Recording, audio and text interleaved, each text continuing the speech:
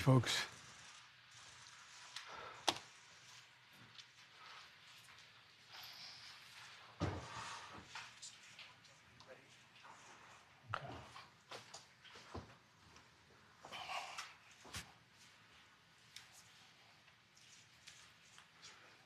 We're ready. All right, we're going in 5, 4, 3, 2. Thank you all so much for being here. We're so delighted to speak with you today and to hear your stories. It's my pleasure to start the first of what would be many conversations just like this led by our president. It's also my honor today to have the opportunity to introduce President Biden to you. He's put investing in America at the forefront of his administration since day one. So with that, I'd like to turn it over to our president, Joe Biden. Well, thank you, Mayor, for that introduction, and a special thanks to all of you for joining us. Mayor Woodfin, Chairwoman Flores, Cecilia, as well as Jackie, it's good to have you all. You've all been incredible partners in the progress we made together, which, quite frankly, is why we're meeting today. 4 years ago, when I came to office, the pandemic was raging and our economy was reeling. 4 years later, we still have more to do, but we had one of the most extraordinary periods of progress ever in history of this country. COVID no longer controls our lives. We've gone from economic crisis to the strongest economy in the world, literally. A record 16 million new jobs, record small business growth, record stock market, record high 401ks, wages are up, inflation is down, way down, and continuing to come down, and the smallest racial wealth gap in 20 years. I signed historic laws modernizing our infrastructure, bringing new chip factories back to the United States. We invented those chips. Lowering prescription drug prices and lowering them significantly, fighting the climate crisis and gun violence, so much more.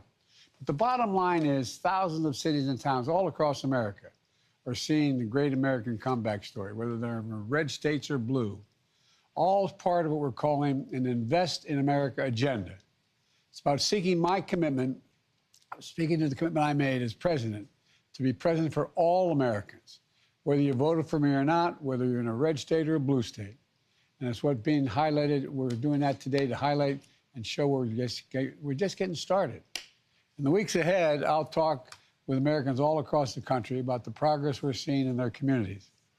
Roads and bridges being built, lead pipes being removed from homes and schools, seniors saving significant money on prescription drug prices. And through the Investing in America agenda, we planted the seeds for a better future, and now those seeds are finally beginning to sprout. As a result, we're on the cusp of incredible progress and prosperity for the decade to come. That's why we're going to talk what we're going to talk about today. The story is about people whose lives are better in the future that we can be proud of. We're proving, once again, what I've always believed. We're the only nation in the world that's come out of every crisis we faced stronger than when we entered that crisis. We just have to remember who we are. We're the United States of America. And nothing's beyond our capacity when we do it together. So I'm going to stop there, and I'm going to turn it over to Mayor Benjamin, who I just saw recently, by the way, to get the conversation going. And by the way, Mr. Mayor, congratulations to that beautiful young child of yours. That's really, you're a lucky man. You tell me she already a supporter? She's a supporter, sir. Thank you, Mr. President. Well, God love you. But really, God love your wife. Yes, sir. At any rate, fire away. Go ahead, Randall. Mayor Woodfin, go ahead. Why don't you share with us your Birmingham story? Well, listen, first, would say we're very, very thankful to you, Mr. President, and your entire administration, which has allowed us as a city and a government to truly focus on putting people first. You know, over the last 4 years, as you stated, there has been an upswing. For us, wages, income, and employment have been on the rise in Birmingham. The average income has increased by more than 10,000, and we've exceeded pre-pandemic employment by over 17,000 jobs. So Birmingham is seeing job creation. We're seeing growth in innovative industries and opportunity. And I can say without a doubt that that is directly related to the Biden administration for your investments and support. We're also tracking along national trends as it relates to small business growth and expansion, We've even created an Office of Business Diversity and Opportunity to be intentionally focused on minority and women-owned businesses. And so again, thank you to your administration. Our opera investment has stood up a COVID relief forgivable loan program where literally 9 out of every 10 recipients was either a Black or woman-owned business. And so again, driving what your administration has allowed us to accomplish, City of Birmingham being allowed to be designated as a tech hub has strengthened our recruitment efforts related to enhancing our innovation economy. A couple other notes I want to make. One is that as part of your administration's Good Job Challenge, we are training and placing up to 1,000 residents in healthcare careers. In addition to that, as the state of Alabama is the epicenter of the automotive industry, we're seeing a boost because of your Inflation Reduction Act. And because of those same investments in electric and batteries, in 2023, Alabama became the #1 exporter of motor vehicles in the U.S., which we shipped more than 11 billion in automobiles.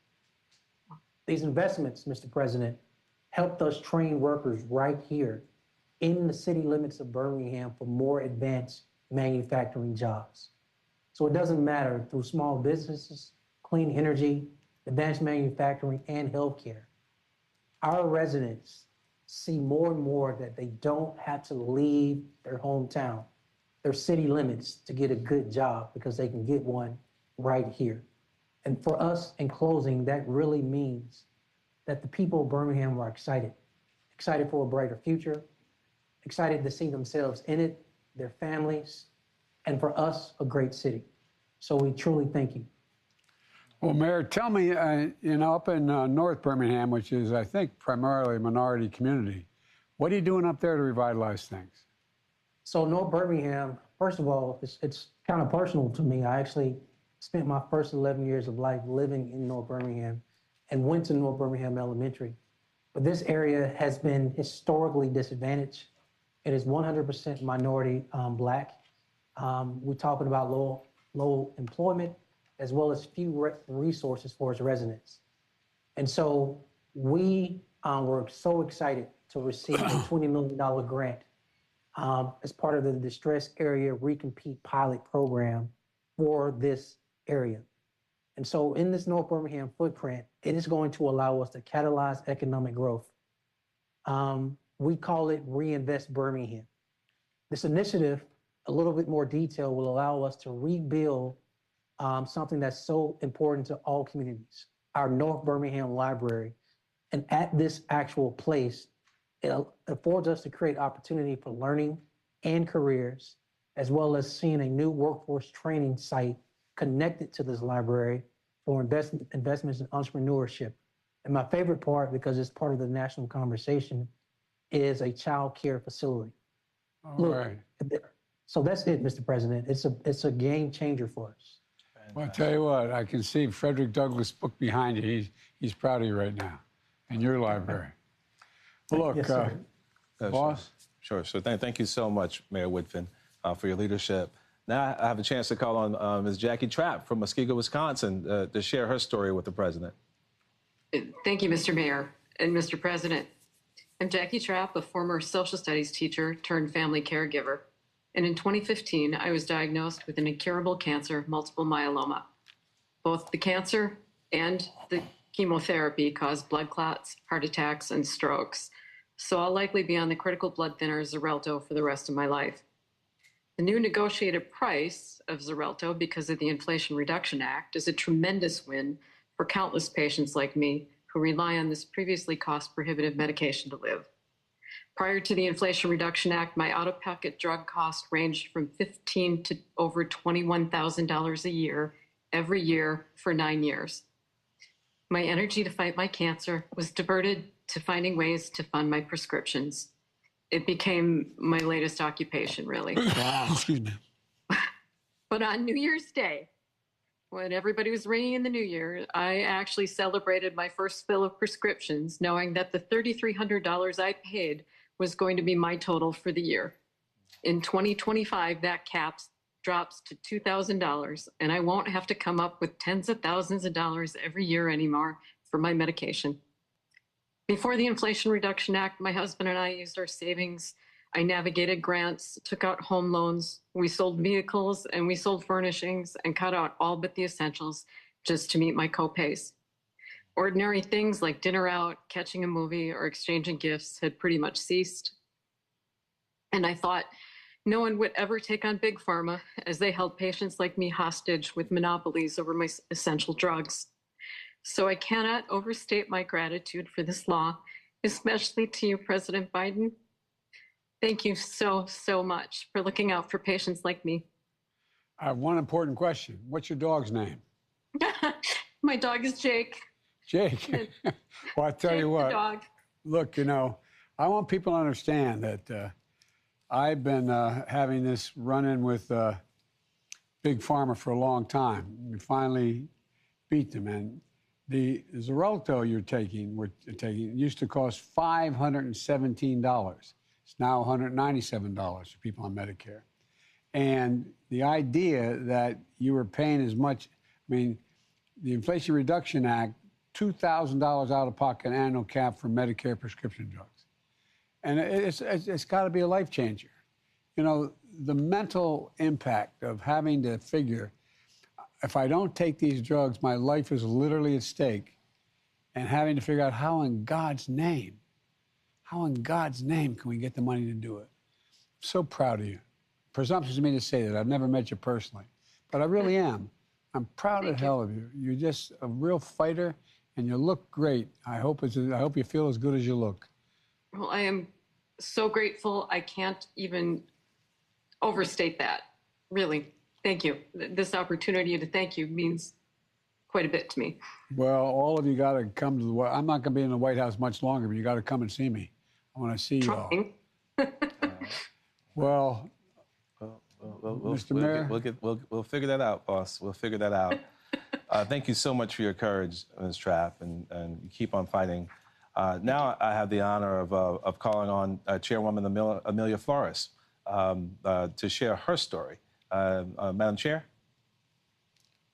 Kuch Kamadu, Mr. President. It's an honor to be here with you today. My name is Amilia Flores, and I'm the chairwoman of the Colorado River Indian Tribes, also known as CRIT, and I'm very proud to be the first woman elected to lead our tribe.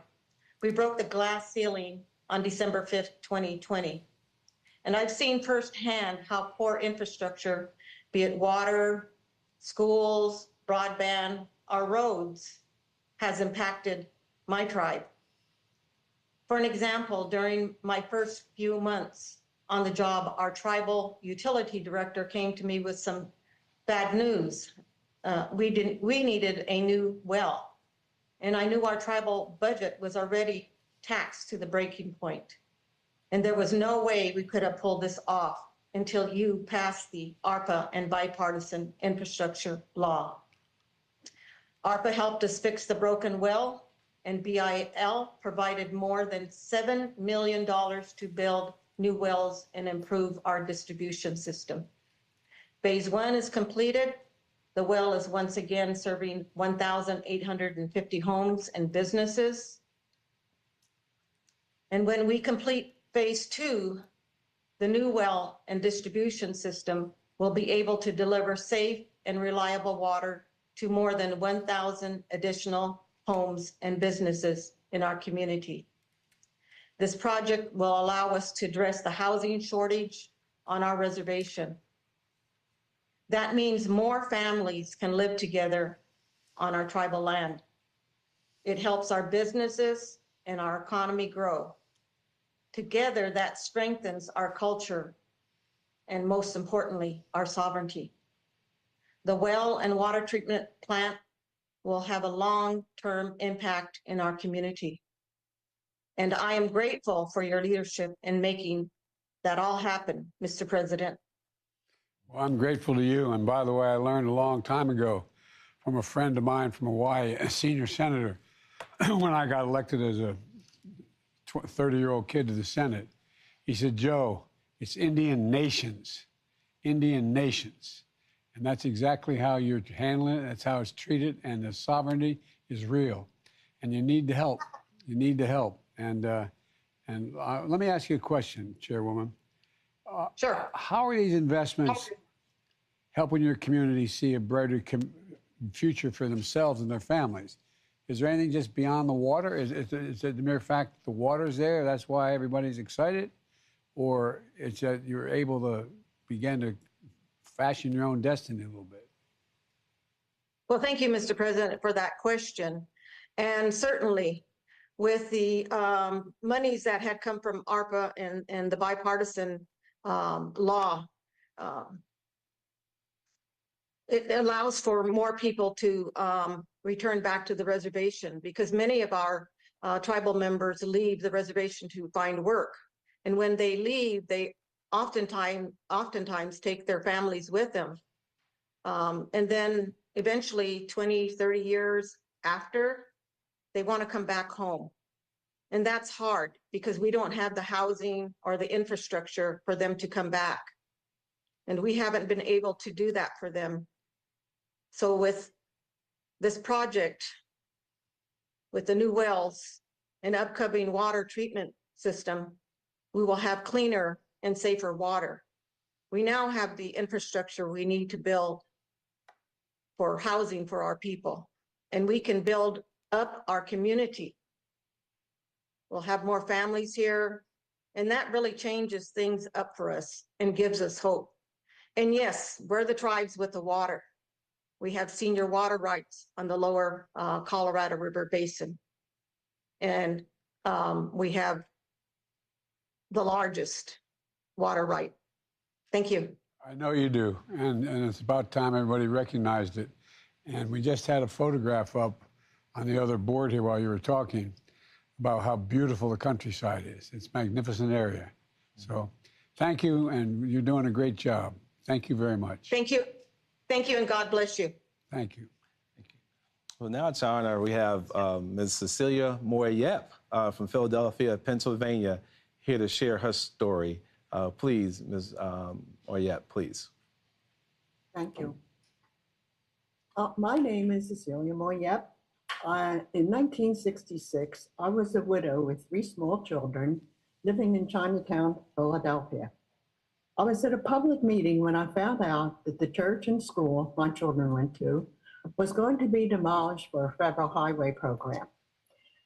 The church was the heart and lifeblood of the community, so I got involved.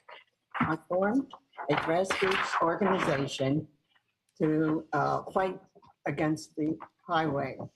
We organized, we picketed, we protested, but we did have some success because we were successful in protecting the school and the church from being demolished. But despite our efforts, the Vine Street Expressway was still built through the heart of Chinatown. And even over the years, many of my neighbors and I were forced out of our houses because of other transportation projects. The Vine Street Expressway created a physical divide that made Chinatown less safe. It made our air quality worse. The construction displaced so many people from our community. But from the very beginning, we tried to get the highway capped to improve safety and to reconnect Chinatown, but there was never funding to make it happen. But now, after 50 years of organizing, thanks to you and your administration, for their investment in the Chinatown Stitch Project, this dream will finally become a reality.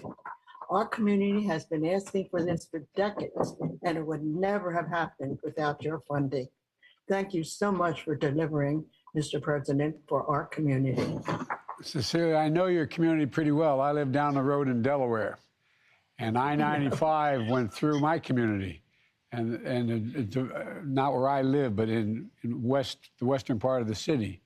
And it divided entire communities. It's 4 lanes across, and we've been fighting for a long time. We finally got commitments.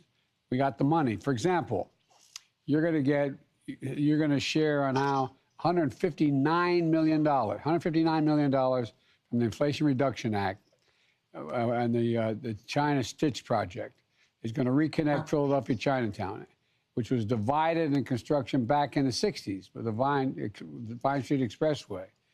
That project will cover 2.5 blocks of expressway with public green space, achieving the goal you've been fighting for nearly 60 years. I know you're only 62 years old, but you've been fighting a long time. I wish. The Department of Transportation experts have signed a grant agreement in January. The project's going to take a while to get done, but we expect it to begin full-blown in 2028 and be completed in early 31. So it's going to take a little time, but it's going to be complete. It's going to be done. The money is there.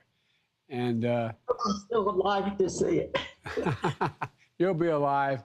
God love you. Yeah, it's something the community has wanted for a long, long time. And this will give our community, families and children, the peace of mind knowing that people can be safe going to school and to work.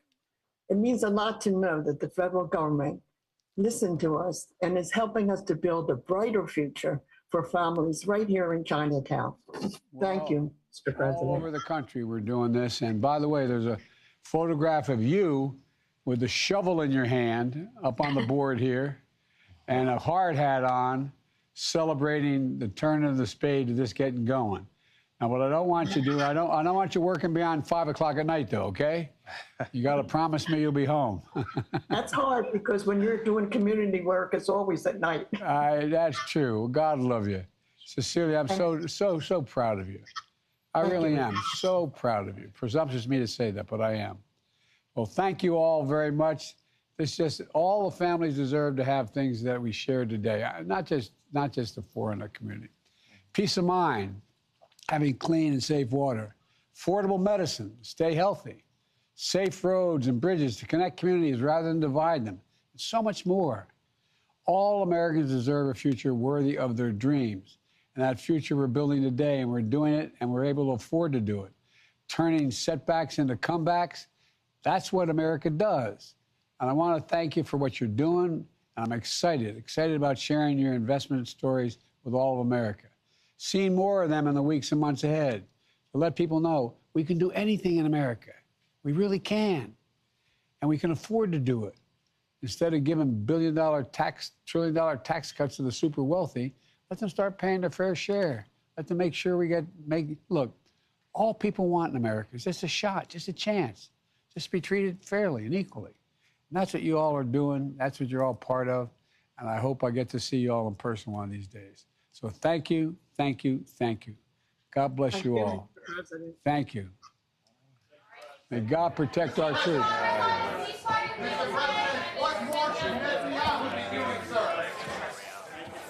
President Biden.